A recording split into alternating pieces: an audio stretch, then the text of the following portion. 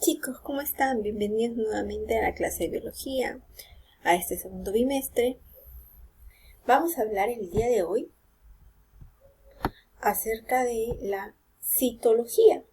Nosotros al inicio del curso definimos lo que era biología y que la biología se encargaba de estudiar a todos los seres vivos, pero que los seres vivos éramos un montón y que por eso se iba a ayudar ¿de qué? De ramas. Una de esas ramas es la citología, ¿sí? Empezamos preguntándonos entonces, ¿qué cosa es la citología? Si tú recuerdas un poquito, citología proviene de dos voces griegas, cito, logos. Cito, que significa célula, y logos, que significa tratado o estudio. Pero ¿de dónde aparece entonces tratado de estudio de la célula? La citología va a estudiar a la célula, su clasificación, su estructura, ¿sí? Sus partes, etc. Pero ¿de dónde sale? ¿Cómo así surgió? ¿No? En sí, el concepto de célula proviene más o menos desde el siglo XVII, aproximadamente en el año 1665, donde un personaje, Robert Hooke. ¿Quién es Robert Hooke? Aquí está. Él es Robert Hooke.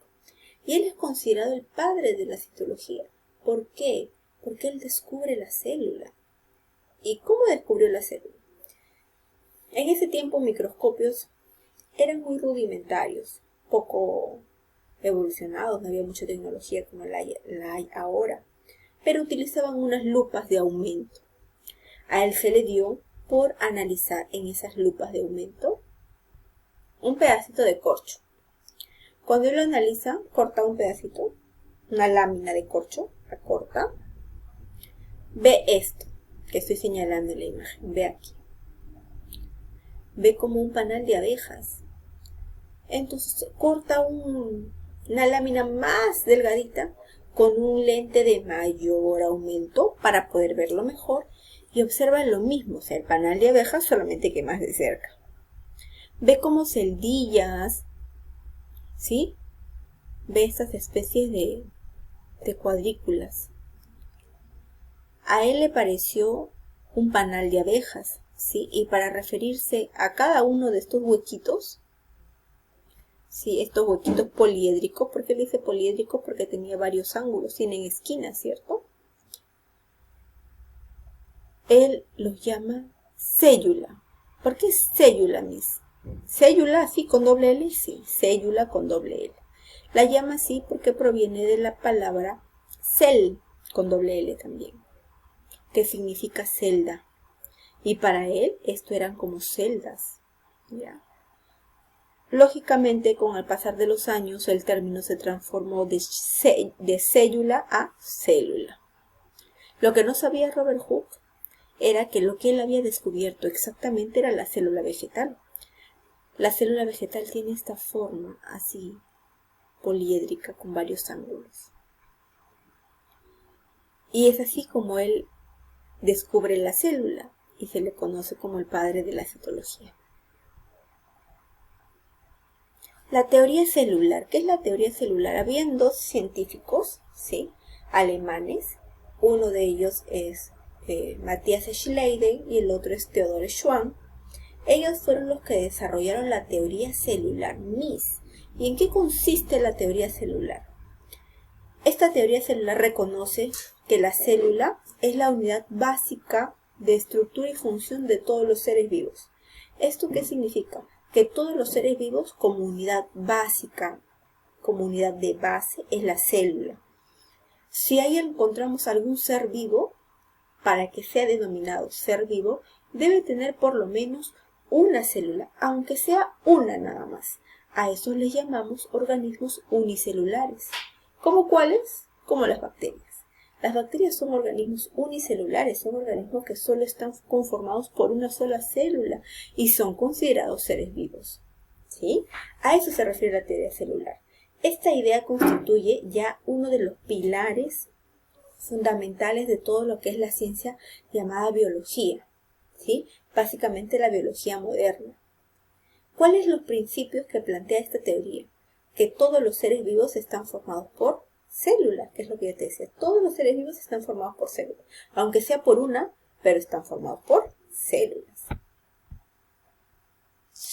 ¿Qué cosa es la célula entonces? La célula es la unidad básica de la vida. Es la mínima unidad fundamental de todo ser vivo. Pero esta célula constituye además una unidad anatómica. ¿Anatomía a mí? Sí. ¿Por qué? Porque la célula puede determinar la forma del organismo, sobre todo si este organismo es unicelular. ¿Sí? Y acá tenemos, como en el caso de las bacterias, hay esféricas llamadas cocos, hay cilíndricas llamadas bacilos, en forma de coma llamadas vibriones, etc. Determina la forma, ¿sí? La forma del organismo. Es una unidad funcional porque esta célula realiza funciones dentro del organismo. Una función de respiración, una función de digestión, ¿sí? Una función de eliminación de desechos, etc. Y una función y una unidad genética. ¿Por qué mis genética? Porque almacena ¿qué cosa? El material genético, el genoma, almacena la herencia, el ADN, que es lo que se hereda de célula a célula o de padres a hijos. ¿Sí? Ahí está. Las células sabemos que no todas son iguales y las vamos a clasificar. Pero para clasificarlas necesito utilizar criterios. ¿Cuáles son esos criterios para clasificarlos? Son 4. Tenemos según su forma, según su tamaño, según su nutrición y según su evolución. Vamos a ver cada una de ellas. Según su forma, podemos clasificar a las células en células bicóncavas. ¿Cómo bicóncavas? Bi es 2, bi es 2. 2 que es 2 concavidades, por eso se le llama cóncavo. 2 hendiduras, 1 y 2. ¿Cómo? Así lo vamos a ver. ¿Cuál es una célula bicóncava? El eritrocito, o llamado también glóbulo rojo. Te vas a dar cuenta que el eritrocito tiene 2 concavidades, 2 hendiduras, una arriba y una abajo. ¿Ves? 1, 2. 2 hendiduras, 2 concavidades, y por eso se le llama una célula bicóncava. Tenemos células estrelladas, y esta es la más conocida, la neurona, ¿cierto? Tenemos células alargadas como las células musculares llamadas miocitos. ¿Sí? ¿Ves la forma alargada?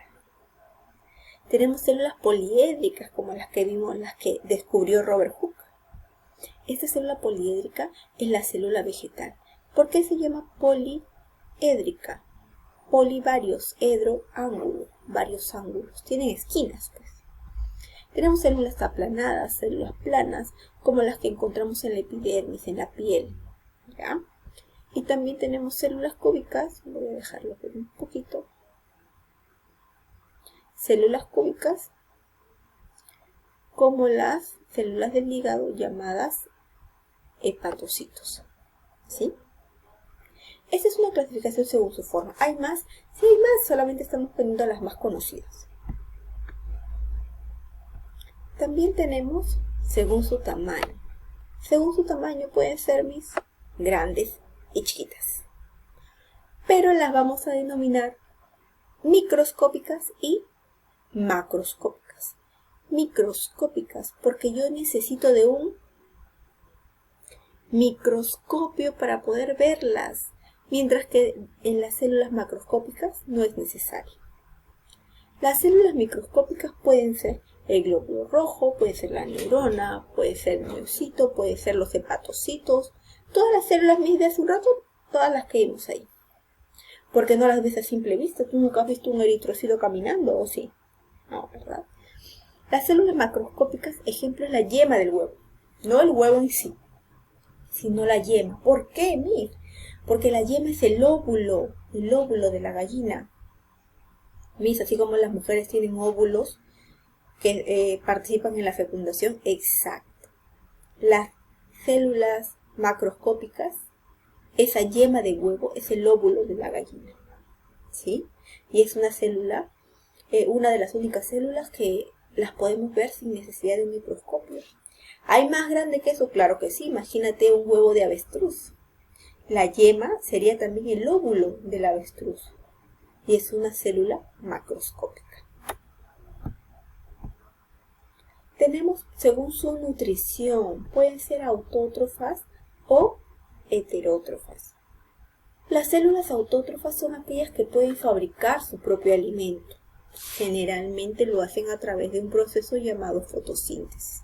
¿Quiénes son las células que pueden fabricar su propio alimento? Son las células de las plantas, las células de las algas y un grupo de bacterias. Ese grupo de bacterias se llama cianobacterias o llamadas también bacterias fotosintéticas.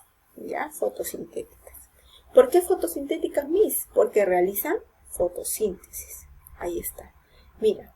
Y el común que tienen todas ellas es que tienen un pigmento que le da color verde. Ese pigmento se llama clorofila. Y gracias a la clorofila les permite, ¿qué cosa? Realizar la fotosíntesis. ¿Ya? En cambio, las heterótrofas son aquellas células que no pueden fabricar su propio alimento. ¿Sí? Están presentes en el resto de organismos. Como cuáles, como animales, hongos, protozoarios y el resto de bacterias que no son fotosintéticas. Ahí está el ejemplo, hongos, por ejemplo. Según su grado evolutivo pueden ser procariotas o eucariotas. Las procariotas son más antiguas, menos evolucionadas, más pequeñas, ¿sí? No tienen núcleo y solo están presentes en las bacterias, mientras que las eucariotas son más grandes, obviamente son más evolucionadas, tienen núcleo y están presentes en los demás seres vivos, como cuáles, como hongos, protozoarios, animales, plantas.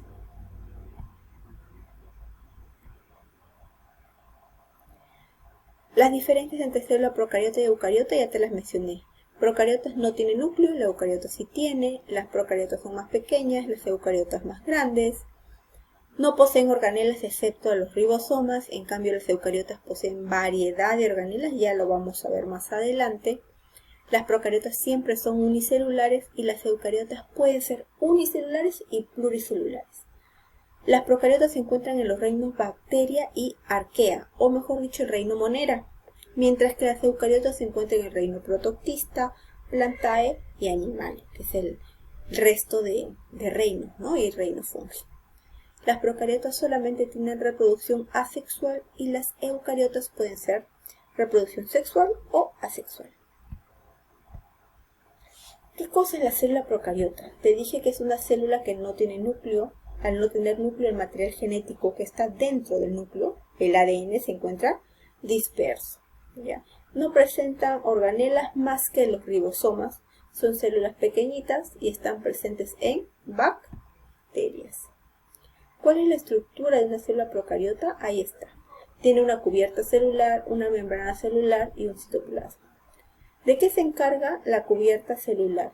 En este caso, la cubierta celular ya de las células procariotas y de lo que vemos en la imagen, que es una bacteria, es llamada también pared celular, que es una estructura rígida, y es rígida porque le brinda protección y porque está compuesta de una sustancia llamada péptidoglucano. Importante, no te olvides, la pared celular de las bacterias tiene péptidoglucano.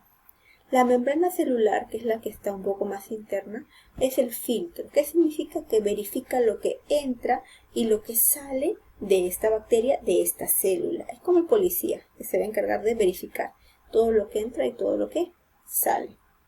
Tenemos también un flagelo que le permite movimiento a la bacteria. La bacteria se mueve gracias al flagelo. ¿Quién le permite realizar movimiento a las bacterias? El flagelo, que es esa especie de colita. El citoplasma es lo que se encuentra rodeando en donde flota el material genético, porque no tiene núcleo, y donde flotan los ribosomas, que son las únicas organelas que tiene esta célula. ¿Sí? Parecido a la clara de huevo, rico en proteínas, agua y sales minerales. La célula eucariota es la que vamos a ver la próxima clase. Chao chicos.